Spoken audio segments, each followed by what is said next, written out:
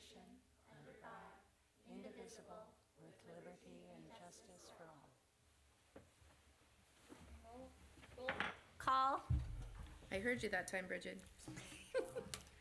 Member Galvan. Here. Member Pache. Here. Member Earl. Here. Member Raffinelli. Maybe online. There is John, and I will switch them over to a panelist. So John is here. Member Bicknell. Here. Vice Chair Schill. Not yet. And Chair Taylor. Here. Okay. And is there an excuse? Nope. Okay. Okay. All right. Okie dokie.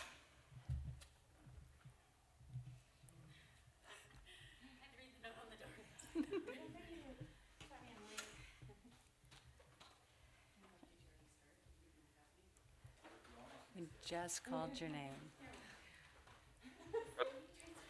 Yay. Aw.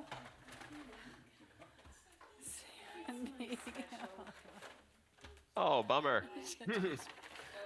Merry Christmas, everyone. Merry Christmas Is John to you. coming? He's online. Oh, okay. I'm assuming I'm sitting here. Jump on in. Okay. Maybe now we call her. Here. Yay.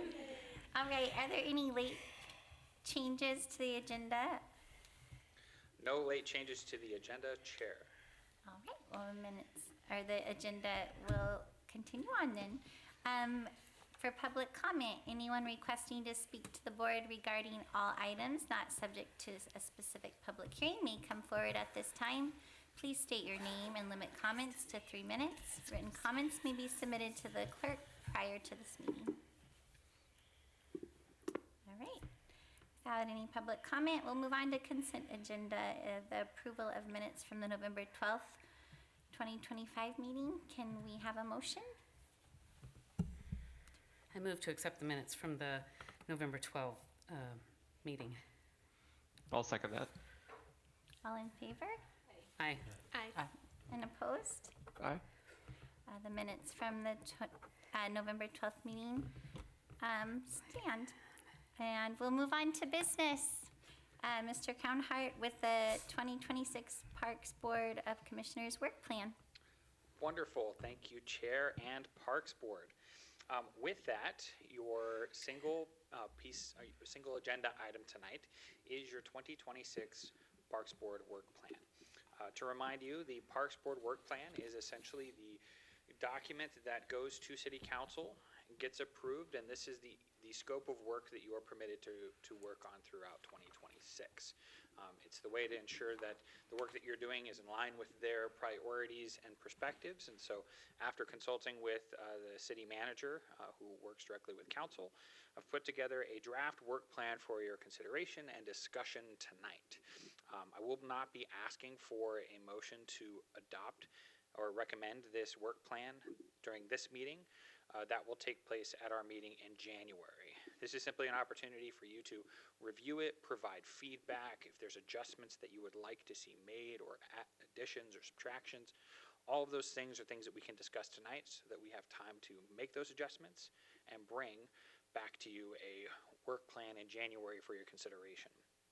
The City Council is planning on considering and adopting any of the work plans for their advisory bodies, including Planning Commission, Parks Board, Youth Commission, Roundabout Committee, and I also believe the Salary Commission, at their second meeting in January, just so that you're tracking.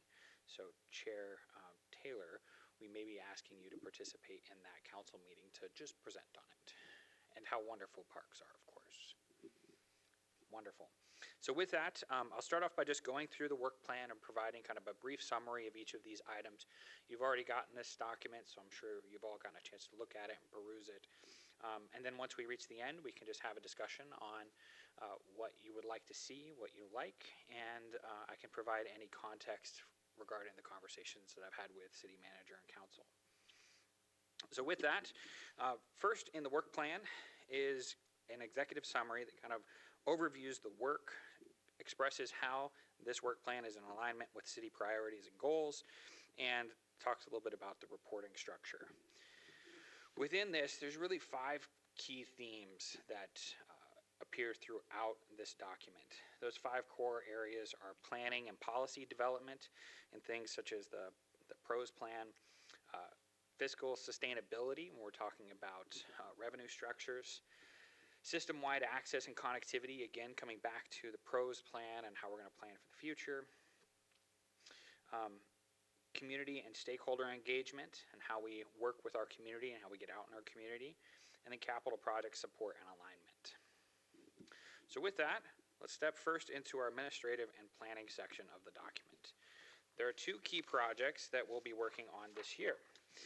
The first one, no big surprise, we've been talking about it for a little while, the Parks, Recreation, and Open Spaces Plan. This plan is a document that's required for any municipality that is seeking state funding.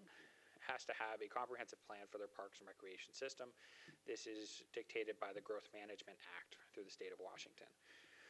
Our last PROS plan was updated in 2020, and so 2026 is our opportunity to put a new stamp and provide a new vision for what the future of parks and recreation can be for the city of Ridgefield. In here, we'll be doing a lot of work when it comes to having our consultants come in and hold focus groups with Parks Board. We'll conduct open houses, similar to what we've done with some of our master plans. And then those recommendations from the consultants will come before you for review and consideration to ensure that it is in alignment with the city's objectives when it comes to parks and recreation.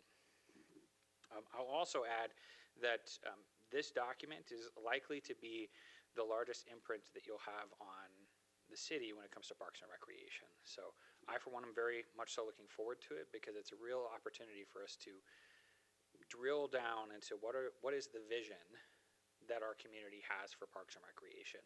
And being Parks Board, you get to be the drivers of that conversation. So I'm looking forward to it, and I know that each of you are very qualified to be doing this work. The second project on here is Park Preservation Program, or Sustainable Funding Research, which is a long way of saying we're trying to figure out ways to help garner more funds to help support the long-term sustainability of our parks and recreation system. According to the National Recreation and Parks Association, an agency of 20,000 residents or less typically brings in about 20% of their operating budget and usage fees from their community. So we may be looking at how might we go about garnering some of those funds. It doesn't have to be just strictly usage fees. It can be sponsorships. It can be donations. It can be purchasing bricks at the Rourke. All of those different components are things that we're looking at being part of that program. In addition to the Park Preservation Program, we're also looking at how are we going to start planning for the replacement of certain assets within our community. We have a couple of wonderful playgrounds that have done a great service for our community, but are almost 22 years old. The average life cycle for a playground is about 20 to 23 years old. So these playgrounds are nearing the end of their life cycle. We may need to replace. And as you all know from the work that we've done, playgrounds are not cheap. They're hundreds of thousands of dollars to replace, even for our small ones. So this will be our opportunity to start planning out what would that look like and how can we make that a priority as we move forward in years to come. Moving into community engagement, last year we conducted our city tour as part of the other advisory bodies and city council, I believe it was July 1st of last year. We're looking at doing that again this next year. We're just kind of looking at possibly doing it in a different way. There may be an opportunity for Parks Board to connect with the Youth Advisory Committee as they're talking about e-bikes, which happens a lot on parks and trails. So there may be an opportunity for us to do a tour together to look at these spaces and help understand those. So just something to keep in mind as we're going throughout the year. That's still an idea at this point. It may go back to its more traditional model of the city council and all the advisory bodies, but we're also looking at finding ways to engage that youth commission. Perfect. The other one is public engagement. This next year, we have a couple of very cool ribbon cuttings that I am very excited for. Number one, which I know everyone's talking about, and that is the splash pad. It will be opening this next year. I'm willing to stake my career on it because we were able to get it to work this last year. It is operational, it is safe for use, and we are going to be ready to go sometime in May or June of this next year. We just have to pick out which date. But when we do that, we're having a big party, and we would love to have you all there.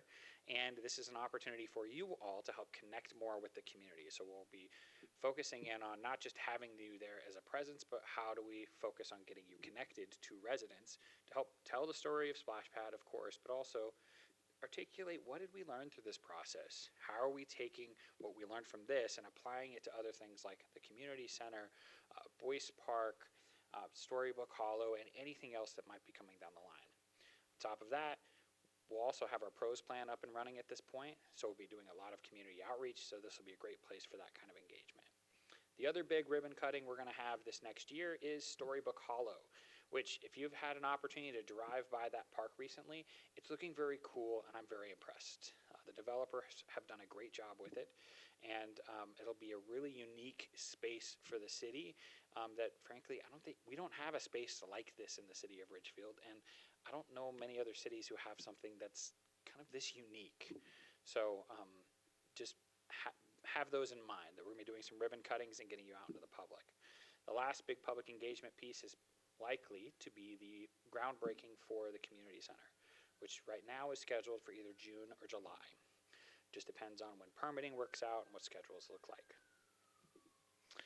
Moving into operations, the park's revenue program implementation.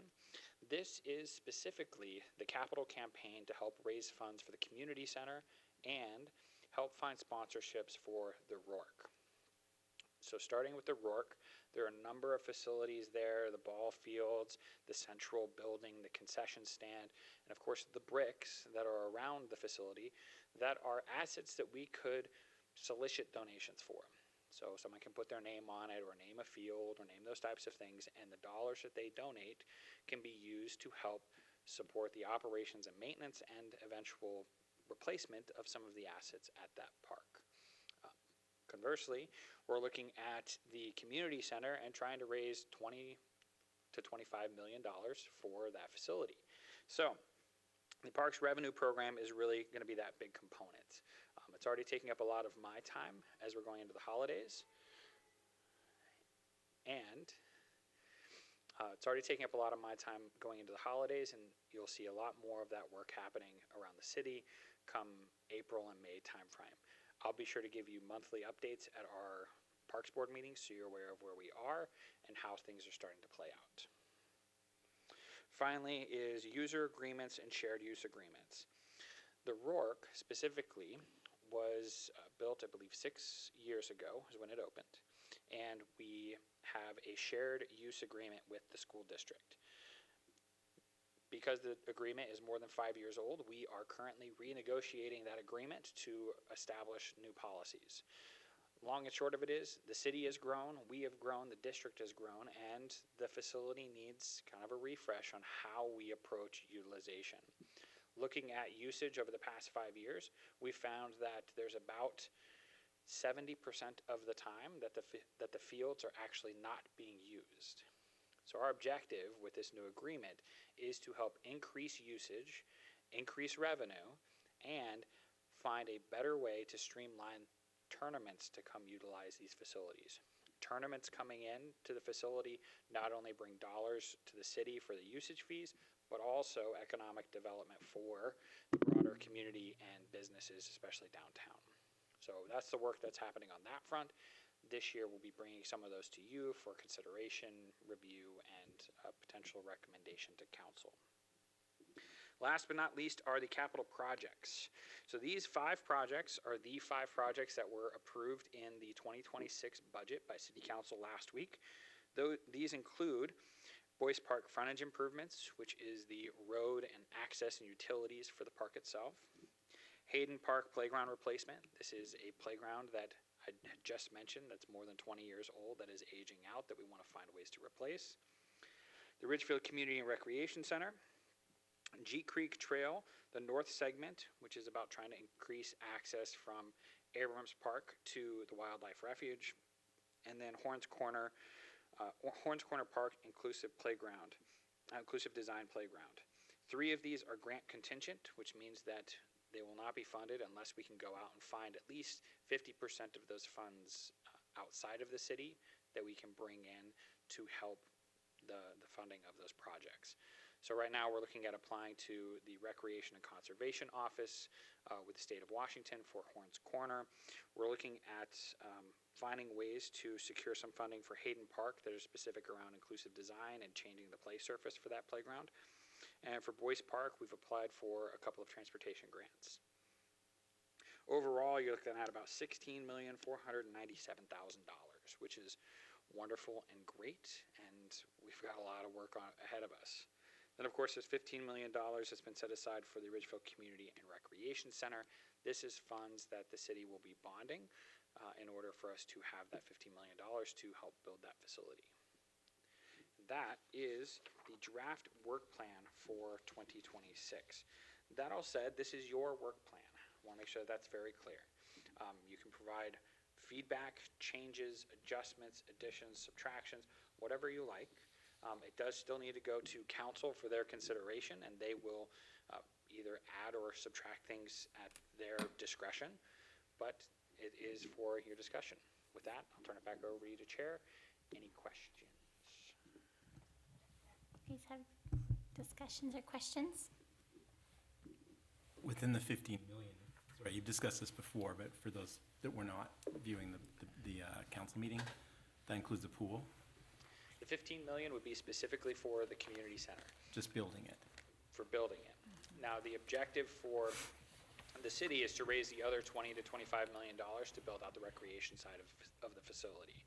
We've got a game plan for how to raise those funds, and I truly do believe that we can do it. It just takes a lot of work, and it takes diligence from our city manager and our council members to go out there and do those major asks. But our capital campaign team is currently working with them to practice, to identify the individuals, look through their relationships, look at the background of the individuals that we're looking at, and then go in and start asking for these funds. We're working with professionals who've done this type of work before, and so we're eager to see where they go. So I had 2 questions. The G Creek North Trail, I know you can access the refuge now by traveling through Abrams, but you have to go on the up Division and then down Main. So we're trying to get through, is it considered wetlands along the North G Creek? And then that would come out at North Main outside the city limits, or where do we project, or right at the edge of the city limit county line? Where would that trail projected to come out? The specific location of it has yet to be determined. That said, we're working with some property owners on what we can do. In the meantime, we're working through concept plans. These concept plans we're working through WashDOT, who are either approving or disapproving. Long and short of it is, we have to find a way to create greater access to the refuge. This grant is through the Federal Lands Access Program, or FLAP. So, we are looking at options of improving the sidewalk and creating larger paths along Heron and Main, or looking at paths that would go through the wetlands along G Creek that would get us closer to the refuge. Either way, it's about getting to Main. Where along Main is the alternatives analysis that we're working through. What's the distance from the bottom of Heron, if you drew as straight a line as possible, to Main, which I imagine would end up at North Main, around the homes? So kind of along the G Creek, what is that distance? Is it like a quarter mile, or is it up to, it's not a half mile, it's gotta be about a quarter? It's somewhere between that, between Quarter? those two. But the other challenge is topography. Yeah, Right, and it's wetland Wetland and areas. I am actually going to inspect G Creek tomorrow because we've had all of this flooding. We actually had to close a trail this week on in Abrams Park because of the flooding, and so we're going to assess it tomorrow to see what damage may have taken place. So As you all know, erosion means that creeks move, which is natural. So we'll see kind of what changes happen there. So when it comes to the construction of a trail in a space like this, we have to figure out how to manage that space well so that if we build something, it doesn't just wash away.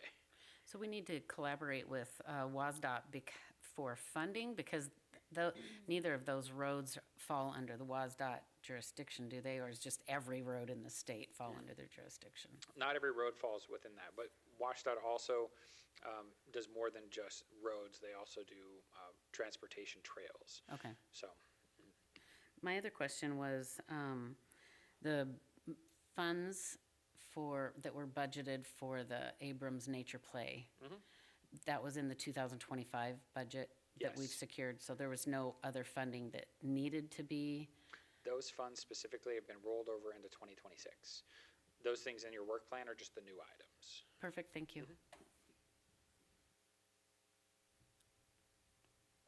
What is the 210,000 then going towards for that G Creek Trail? It's going to be going to the surveying and design of what the trail would look like. So we have engineers that we're working with to help design where is it going to go, what is the environmental impacts and mitigation and permitting that we have to go through for these spaces. And it's a lot of paperwork, unfortunately, to work through a flap grant with the state on these matters, so. And then I have one more question. The Park Preservation Program, the Sustainable Funding Research versus the Parks Revenue Program, we had talked about, and it sounds like they didn't approve it in the budget to have like a separate person hired to be able to find money, correct? That is correct. But it sounds like that's still kind of the goal. I guess, first question is, what's the difference between the Park Preservation Program and the Parks Revenue Program in terms of funding wise? And then who is spearheading that? Who's finding those ways? Because I know obviously you have a lot on your plate. Is there someone else that's like, I know with the work going, like, I feel like the work is a missed opportunity, I can see especially with the, like. Clerk Strickler over here chuckling over here. Okay, so she. It's me. Okay.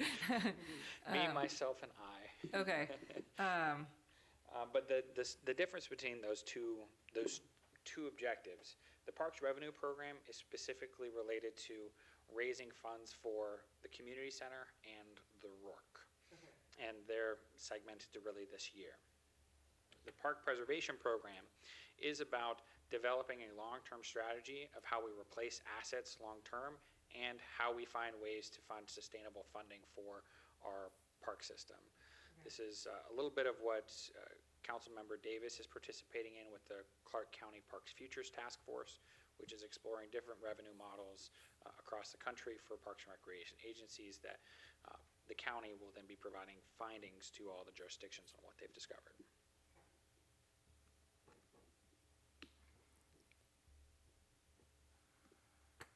I have a follow-up on that, on the Park Preservation Program. I know we have operations and maintenance budget, so what kind of shortfall are we looking at that results in a program like this needing to be developed? Part of it comes down to planning for those long-term replacements. Our operations and maintenance budgets have been put together to maintain the assets that we have, but every asset at some point will have to get replaced. And so, similar to road construction, we can do patches and put more potholes, fill potholes and stuff like that, but long-term, eventually, the whole thing is going to have to get replaced.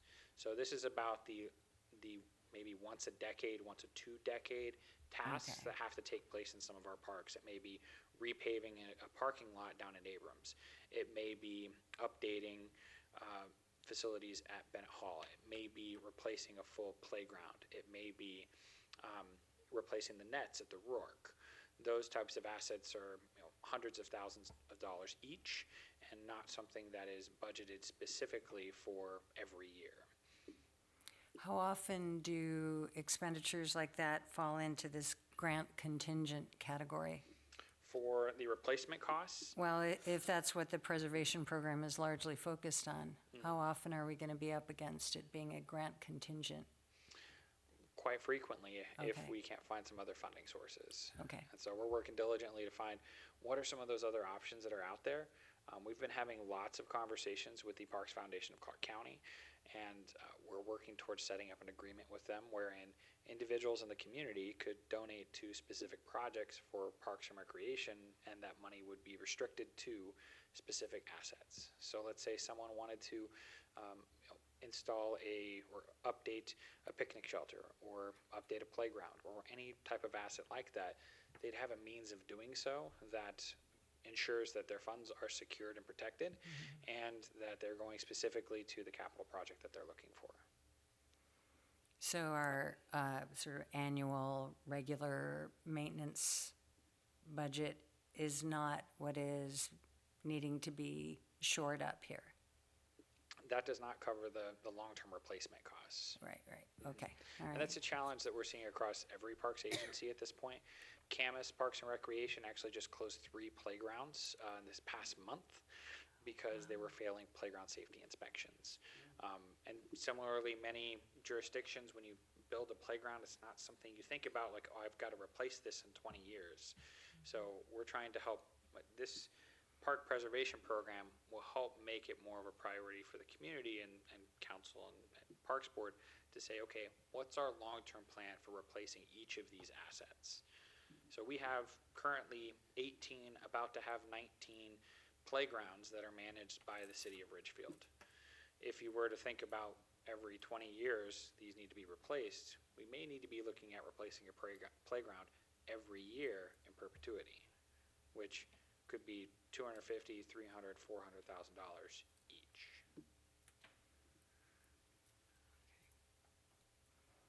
Okay, this may be a stupid question, but There's no with the stupid reinvestment strategy, and I don't know how the government thinks this, but are you looking to make like its own like kind of dividends, like investment, like actually an putting it endowment. into like a portfolio? Is Yeah. that the plan? Like, and then having, There's potential for that. okay, Yeah, The specifics of it, we're still kind of working out. We're still at the very beginning of like negotiating what it could look like. But it kind of is going to depend on each individual project that we bring through. I have a follow-up question here on the capital projects that have been added. On Horns Corner is, especially with it being inclusive design and with where we're headed, kitty corner, is there any piggybacking the sort of enthusiasm you have for how much the community, especially the North County, is going to be going for the community center for us to finally really, really get something going at Horns Corner? The community in that area has been waiting a very long time. I think there's opportunity for that for sure. One of the benefits of the community center coming through is that it is a very large project that is going to require a lot of infrastructure in the background to help funnel donations and contributions. That apparatus that we build for the community center, I have every intent of keeping in place for other projects that are coming down the line. And Horns Corner is top of the list for council in terms of parks projects that they would like to see developed in the future. This $400,000 that's set aside in this budget for 2026 is specifically for the design of this facility. So it would have to go through all of the architects, all the permitting, all of those components. Then we would go back out and find funds for the overall construction. Now, I know we're asking for a lot of money here. That said, I'm working very hard to make sure that we've got ways for us to get this. We will be applying for $500,000 with the $500,000 through the Recreation and Conservation Office through Washington State. I actually was just appointed one of their advisory committee members. So Ridgefield has representation on the state level, which is wonderful. But I'll be able to see how everyone else's applications are going through, and it'll help us improve ours. So that's the first one for that. That said, we're also looking at a number of grant opportunities for inclusive design grants that exist throughout the country. So our grant writer is well aware of this project and is focusing in on trying to find those funds. But getting the design work done is the grant contingent part as well, not just built. So That's we've got to true. get a 50% match So I've got to get just to get the design work done on Horns Corner started correct. this year? Okay. So that's design, and the G Creek is surveying, design, and Ridgefield Community Center, that is design and build? Is That is- that 15 million, I'm guessing? That is correct. And then on Hayden Playground Replacement, is the 488 design? That would be a design-build project. design So build? we would, you Okay. would have a fully constructed playground at the end of it. And then for Boys Park frontage, is that actual, the build? It is actually the build. Okay, thank you. Of course. The only other thing I wanted to ask about is just getting those public engagement items and dates identified as soon as possible for us and articulated on the work plan with approximate dates even, Mm-hmm. and the type of support that you'd be looking for. How Absolutely. many members you'd be looking to get signed up. One of the things I can bring to you as well is at our January meeting, I plan on taking your work plan and putting it together in a rough schedule for the year. Okay, And I can have those dates on there as well. that'd be great. Thank you. Commissioner.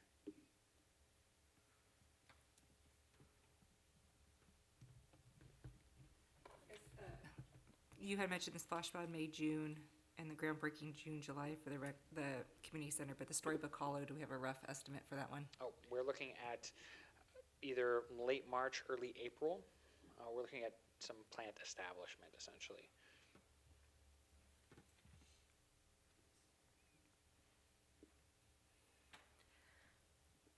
I had one other follow-up on the RORC utilization. That 70% non-utilization over the last 5 years, did I hear you correctly about that? That is correct. Okay. That's 365 days a year, or is it, are we kind of slicing and dicing it based on That's- when this fields can be used? That's that is the public operation hours of the entire facility. So the facility Okay. is open sunrise to sunset, Monday through Friday. Actually, it's not sunset, it's later because it's got lights. I believe they're open until 9 each night. So you're looking at 8 o'clock to 9 o'clock, 8 o'clock in the morning till 9 o'clock at night.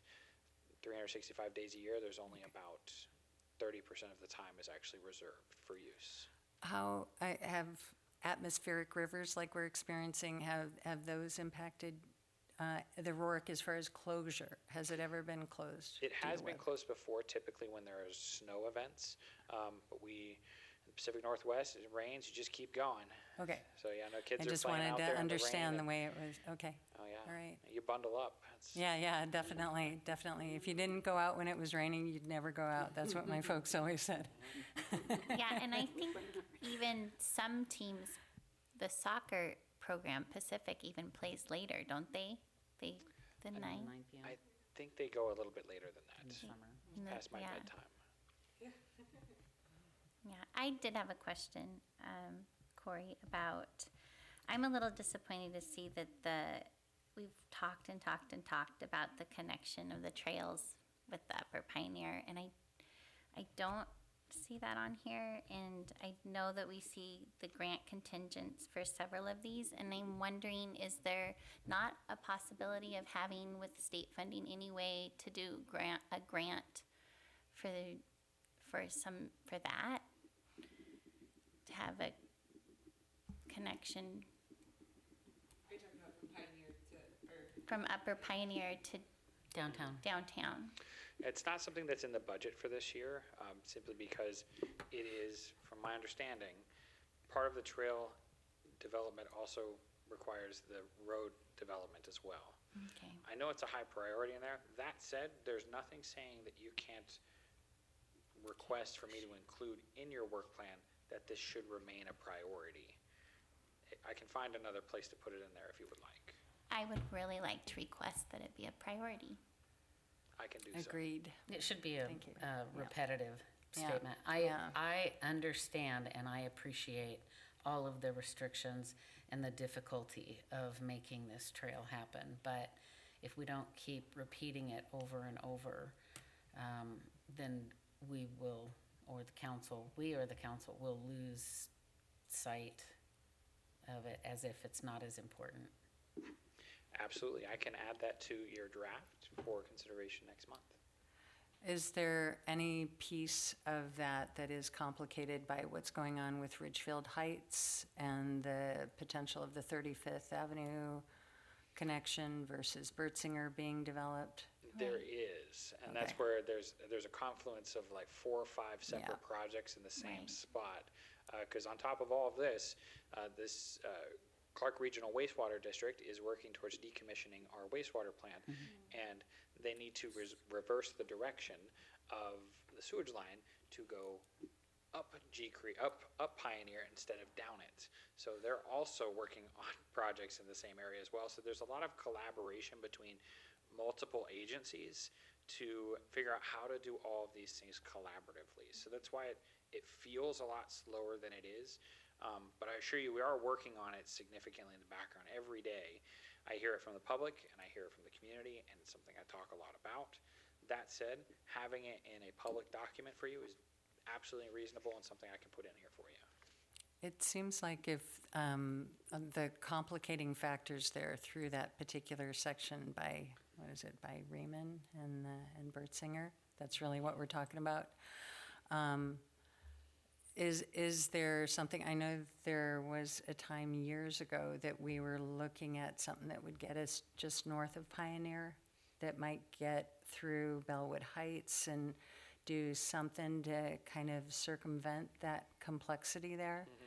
Has that fallen off the rate, or is it just not practical to explore because of property issues there? Part of it comes down to property ownership, Yeah, is from what I understand of it. okay.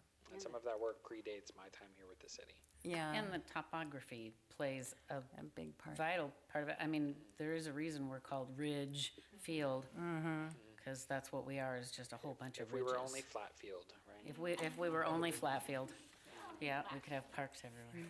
Well, and No, I'll we're also say that area has some historical landslides as well that present even more challenges. So it is kind of it is an odd confluence that I'm very thankful I'm not an engineer when looking at it. I keep waiting for the tree to come down that's at the base of, on the north side of Pioneer, that's in that big turnaround area. There's a tree that's Just hanging. just roots exposed, and it's like, Yeah. it's just a matter of one more rainstorm. That is, I know, it's like, I wouldn't park there. Thank you, Corey. Absolutely. Okay, I had a follow-up question about the Rourke. So other than just like wanting to bring in more tournaments for usage, are there other ideas from the district or from the city on how you're gonna up the utilization of the fields? Part of it's going to come down to how we structure the shared use agreement. The way it's structured right now, users can reserve more than they actually use. I'm not accusing any users of doing this, but it can happen, and it has happened before. So, the way the agreement is being put together now, there would be a limit on some of those actions, which would allow the general public to have more opportunity to come in and reserve spaces. Right now, most of the use is coming from the school district and Pacific Soccer Club, a smaller amount by Ridgefield Little League. This would provide the broader public a greater opportunity to use the space. The benefit there is those users pay a higher fee, and 2, they're willing to look at different time frames of using the facility. So part of it is the agreement. The other part is public outreach. After we have a new agreement in place, we'll be working with our communications team to help spread the word a little bit more to other users to help facilitate their use of this space. We want to see this asset utilized by the entire community. We paid a whole lot of money for it, and it's a great space that represents our community, so we want to find a way to help get it used by the public. Does that answer your question, Commissioner? Perfect. I just had one more follow-up on that utilization. Was there a trend line for that 70% where we could see that since it is a fairly new facility, that it's at least that 30% started at 0 and it's kind of continued to climb? Or did we hit some sort of interest level and it just plateaued for 5 years? Where are we at? I actually did not assess the timeline of it, of like what the trends were, but it's something I could take a look at. So I'd unfortunately, just I don't be know. interested. Okay, Yeah. thanks. I'm asking a question about a favorite topic that keeps recirculating, but Is pickleball. there funds for pickleball? I knew it. Yeah, because I get asked this question a lot if I say that I'm on the Parks Board. There are not funds set aside specifically for pickleball. Each of the projects that are set aside in here don't have pickleball associated with them. That said, when we step into our pros plan, we're going to be asking the entire city and all user groups, please tell us what you want to have in the community, and they'll be assessing what types of recreational activities the community most wants, desires, and needs, and where they could potentially be placed. I would be very surprised if the pickleballers did not participate, but I'm sure that they will because we're going to reach out to them. That said, our friends at Battleground just opened a wonderful new pickleball facility that is covered. And I strongly encourage folks, go check it out. It's a really great spot. I visited them, I think it was maybe 2 weeks ago, and it's a great facility. Well, we had an opportunity to place covered pickleball courts down in Abrams Park. And I think that we could probably bring that back onto the table. I would like to readdress that again. And maybe because the night we made that decision, we had 16 people here speaking very loudly against having it down there. And I think we probably could reach out to the 100 pickleball users that could come in, maybe appear and have a different opinion. So I think we should, the Parks Board should look at reintroducing it into the Abrams Park. I understand that the council has approved the plan for Abrams, but if there's a chance that we could rejuvenate that conversation, I think this would be the opportunity, because Abrams Park is absolutely the best location. If you brought anybody in from Battleground, Camas, Washougal, and Vancouver, they would drive our city and say Abrams Park is where your covered pickleball court should be. It's something I definitely bring up with city and leadership to bring into discussions with council. Last time we talked about, even just as a note for the adding into the pros plan, about if we had approved a master plan, that was several years before it actually got done, maybe adding in a caveat that for us to review it before. Like if there's a certain amount of time that's lapsed, Yeah, we should have another discussion. because we approved the Abrams plan, but it doesn't sound like it's gonna be done till closer to like 2029, 2030 kind of thing. And at that point, things change, like pickleball. So, that would just be a little caveat that we can add into the pros plan, I think, just a reminder. I think expiration dates for Yeah. master plans are Yeah. very reasonable, and master plans, they start losing their value the moment you put them on a shelf, because it's really a snapshot in time of what the community wants, and so over time it can deviate. And what about the waterfront plan is a longer plan? Waterfront plan is going to be a longer plan because it may be a joint venture between the port and the city. It may be just to the port. It may be their developer who's building out the space down there that they might be requiring to build it out. So who is paying for it is still kind of up in the air. That said, regardless of what goes down there, it does have to adhere to the master plan that was adopted by the city as well as the port. So they can't just build. They cannot just build. Because that's an opportunity for fees, not that I want them, but for fees as well, for people getting on the water, That goes to the port. for access. Oh, it does? That's all port. Oh, okay. Then no, it's not up. No, I'm joking. Sorry I mentioned it. Well, I mean, there is still a discussion of whether or not who would operate a waterfront Yeah. park. It could be the city, it could be the port. It's all stuff that has to be talked about between the port and the city. So we'll see. But I think that is definitely something that should be explored. Because Ridgefield's getting more and more attention in the paddle world, in the stand-up paddleboard world. And the Dragon Boat team, I think, has brought attention as well. Remind me, the Abrams Park master plan, did they ever did we approve Bennett's Hall were they gonna redo that, like renovate it, or was that not included in the? I think as part of the master plan, there was going to be some renovation of the site, but it would still remain there.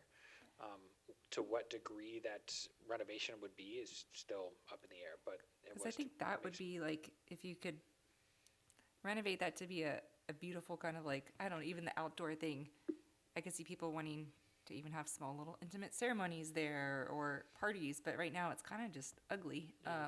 You'd be surprised, we have lots of weddings down there. Do you? Okay. Oh yeah, this last summer I think Okay. we had like 7 or 8. Okay. Well, let's increase that. Make Yeah. it a little nicer. Completely agree. I think there's definitely opportunities for that. Is there any more discussion? Or questions? Oh, looks like John has one. Oh no, I just didn't know how much it was actually used. I know I've been down there for like the Lions Club hosting things, but that's awesome that we're getting some use out of it. Yeah. Well, I'm excited about our plan. I think Well, thank you, Chair, and I'll be sure to incorporate the feedback that you provided tonight, specifically about Pioneer Street. I'll make sure that I incorporate that into a new draft, and you'll get an opportunity to review it and potentially recommend it at your next meeting.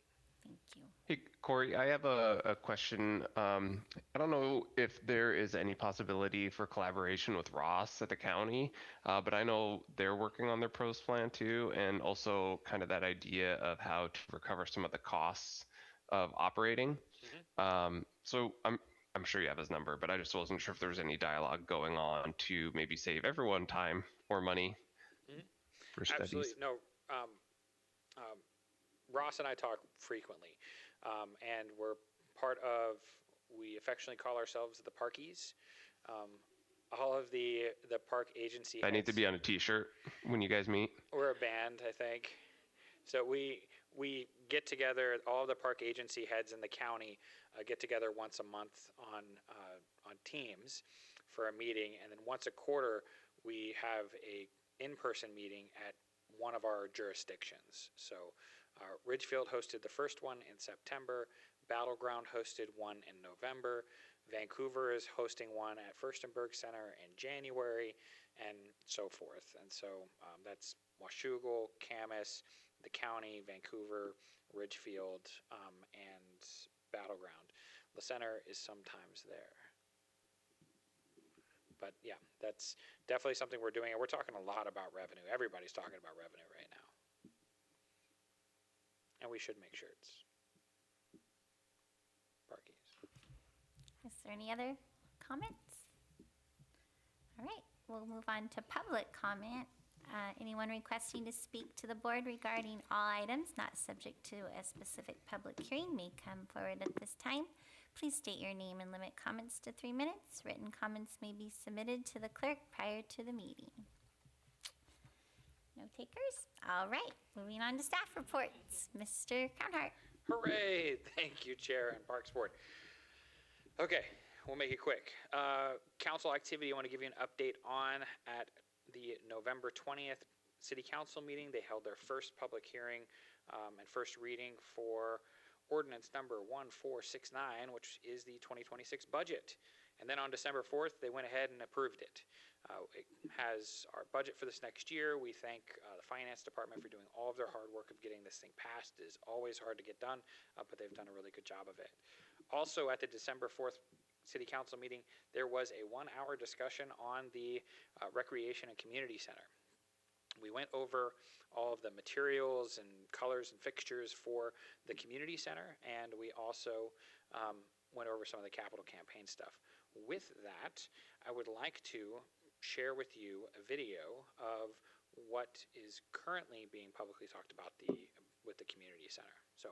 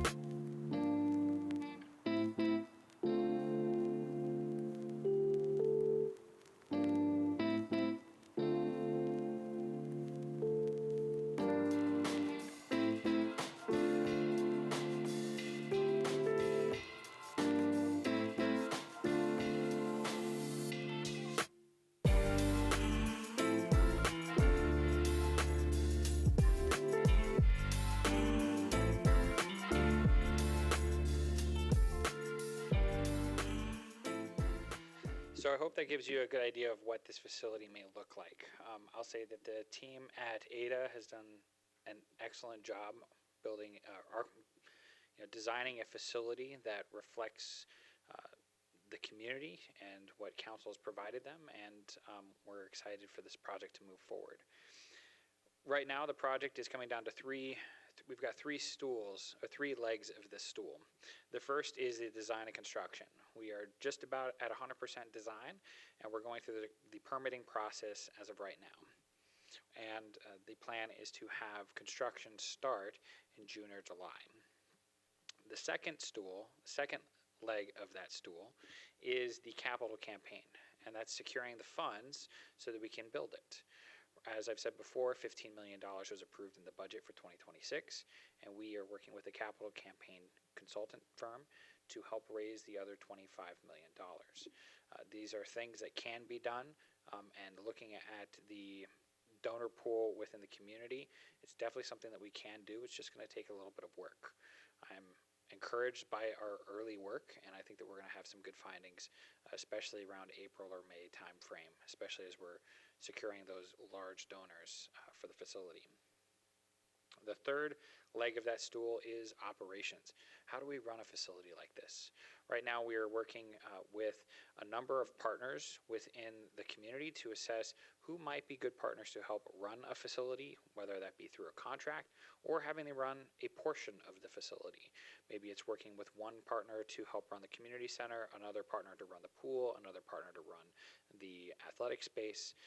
We're looking at a variety of different options. So the team is kind of putting together a list of what are the attributes that we want to have in partners, and then we're starting to assess who these partners are. And some of those partners have actually come to us, which is wonderful. So we are encouraged that we'll be able to have a strong operations plan long-term for this facility. Any questions about the community center?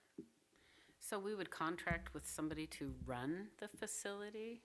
As of right now, that's what we're looking at. Is there a possibility the city would have the wherewithal to do that within the years that it's built? Absolutely. That is something that the city could do if they wanted to. It's just going to take the investment, someone, the time, the staffing.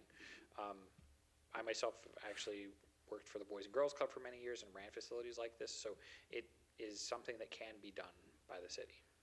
I would like the city to, if possible, to try and look at running it themselves, because you're just looking at splitting half the cost is going to be higher for the community. If you have an agency come in, this is why a lot of our events fail, because somebody comes in and says, I'll run it for you, but you're going to give me 10% or 15%. And then it can't sustain that. Well, we are putting together operations plans if we were to run it. Okay, good. Yeah, because I was saying the pros plan, that would be my kind of thing, is that was a huge part of, like, when I joined the Parks Board, like, I really want Ridgefield to have its own Parks and Rec program that has the programs that a lot of, like, the other communities have around us. There's no reason, especially as we're growing, I know it's going to be an upfront investment, but I think long-term for a community, I think that would be ideal. And that's definitely something I think that in the pros plan specifically, I know that we are going to be taking a look at, that recreation component. Could it be developed? How might it be developed? What are the implementation strategies for that? I was actually working on the RFP and the RFQ for that project today. So that is one thing that can be considered within there, but it comes down to what is council and your recommendation to them. What does that look like? The school district doesn't have these resources, especially the pool. And there's a huge demand because, again, I've said it many times, but my son's peers, they're on the swim team, drive to Camas every night. So, so I would imagine the school district would automatically want to access that space, presumably. And the pool is currently designed to qualify for the high school swim meet category. So proper depth, proper length, number of lanes, all of those things meet that high school standard for the country. I just think what an amazing opportunity for a donor, because it's with the schools, it's not just Ridgefield. We sit in this place that is so centrally located to so many smaller cities. And then you have Vancouver, and you have all these places all around us, and we're in this spot where we're growing so rapidly, and you're bridging an older community with all this newer community, and it's just an opportunity to bring everybody together. I just think it's a really, really cool thing. Well, the message that's been shared by council, and we're echoing with the capital campaign team, is that this is more than just a building. This is Ridgefield's living room. This is that third place where, whether you've been here for 50 years or you moved here last week, this is your place. And so their hope is that it will be a hub of connection for the community. And all ages. That's what I think is really special. With that in mind, I have a practical question about what are the points of the entry for getting into that location? Is it going to be only off the new roundabout that's just? Now, it'll be off of the new, I believe it's Discovery Ridge Drive. That's currently with the new large roundabout as you're heading north. It kind of stubs off to the west. That road will continue forward over to Royal, and there'll be an access from that road into the community center. And trail connectivity? Oh, absolutely. I already got, the developer next door is required to build a trail that's going to connect to that property, and there'll be a trail through this property as well. Okay, and what kind of footprint is it gonna, what percentage of that property is gonna be the actual building? And I'm just wondering what kind of green spaces there will be around. There is a tributary to one of our creeks that runs kind of along the property and north towards Royal Road. And all of that is being maintained as a wetland area, and that's where the trail would go. So that'll help connect you and draw you up closer to like Storybook Hollow and Pioneer Canyon Drive, that area. So all of that will still be a green space. I believe for the property, there's a large amount of it that's actually the community center. So there won't be, athletic fields or that type of space at this particular facility, but our plan is to have other facilities throughout the city that can provide those. What's the square footage of this? I want to say it was like 30,000, Completed. Completed. With pool and everything, With not the just pool. the community center. not just the community center. Yeah. Think of like half of the Furstenberg Center, And just, about half. is it Ridgefield Recreation and Community Center the way it was in the video? Okay, The name of the facility will come down to kind of donors and, Okay.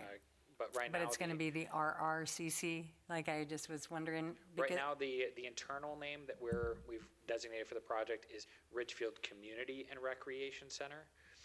We're putting community first because it's about community and recreation second.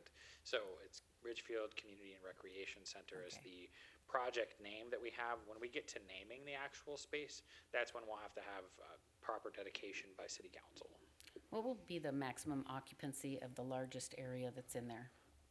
I do not know, but I That's can find it for important, you. I can find it Because for you.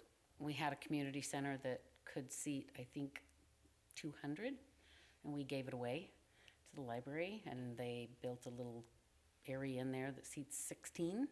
So if we're gonna pick up events again, like anniversaries, reunions, big birthdays, or those large events, I think the community center room needs to be at least 100 capacity. I believe that it's, I'll get you the proper number on it, but I want to say it is 150% the size of this room. Okay,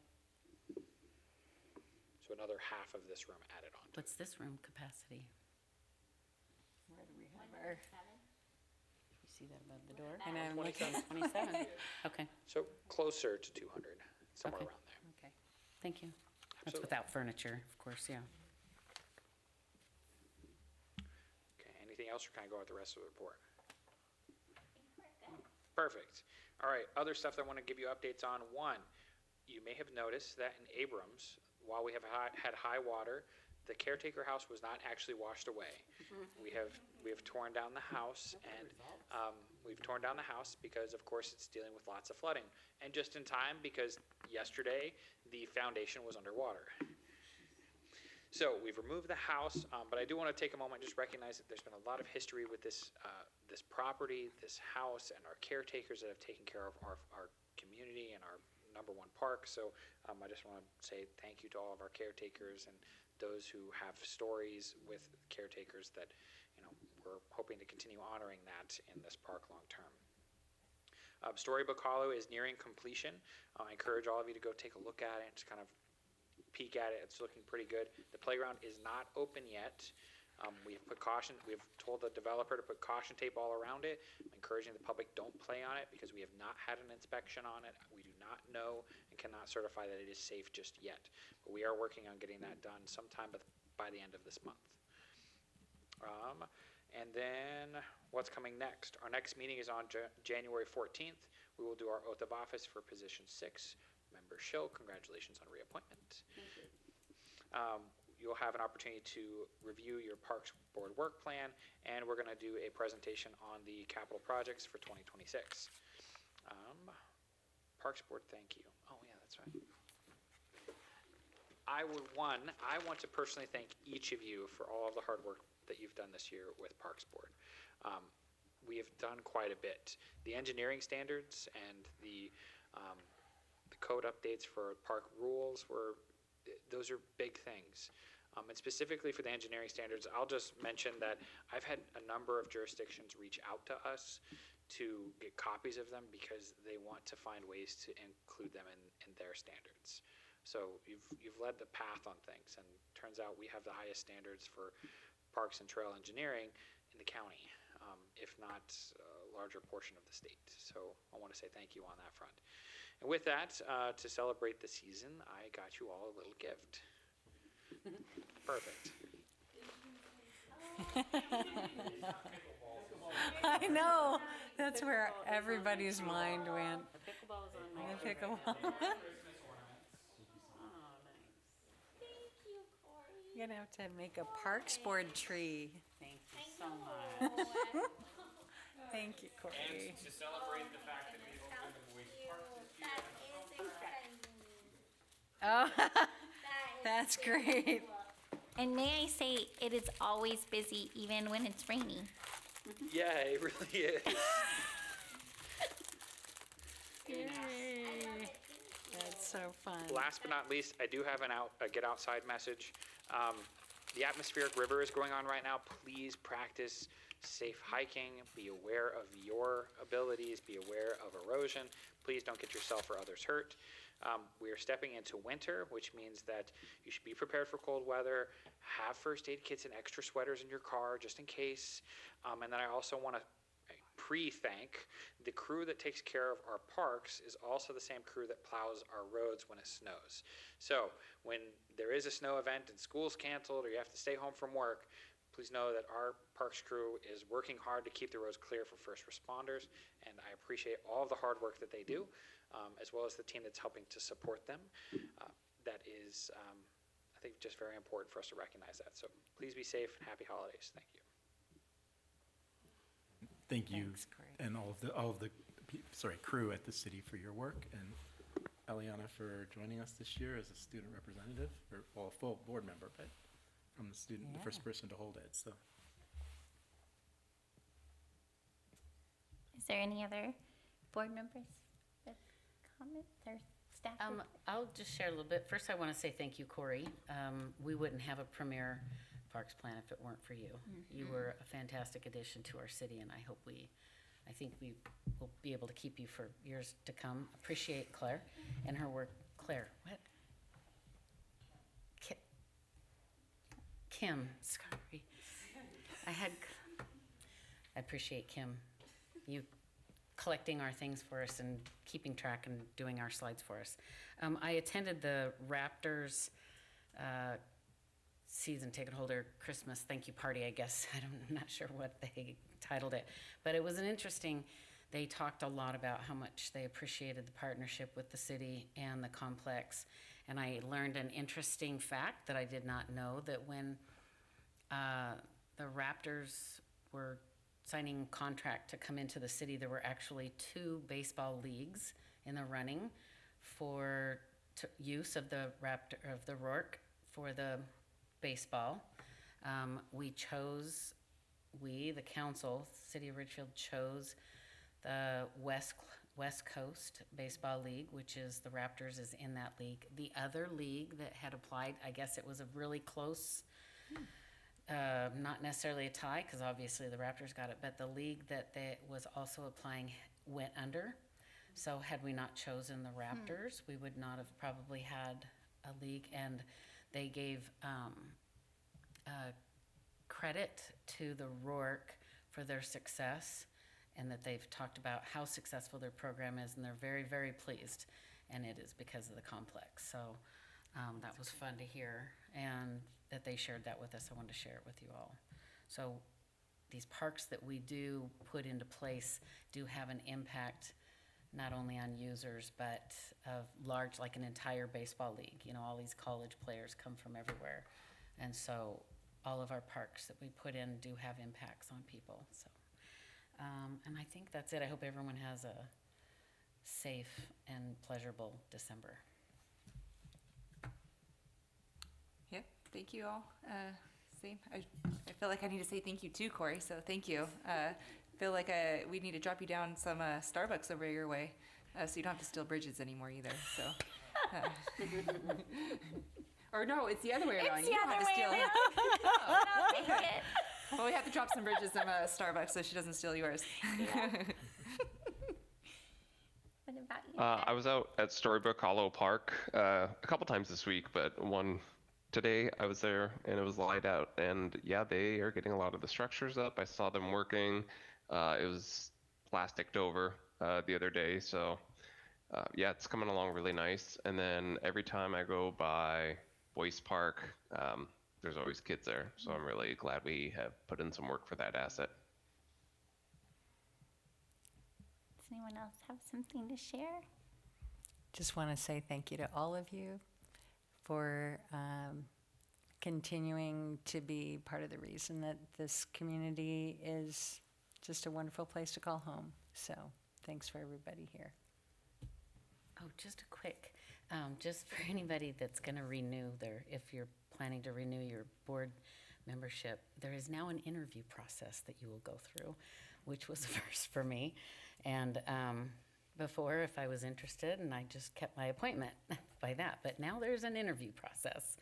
So whether you're challenged or not, you'll be interviewed. Something to keep in mind for the future. Part of growing. It is part of growing. Yeah. Anyone else? I'm very grateful for all of you, and very grateful for you, Corey. You do so much, and Kim, and for our work crews. They do so much. So happy holidays to everyone.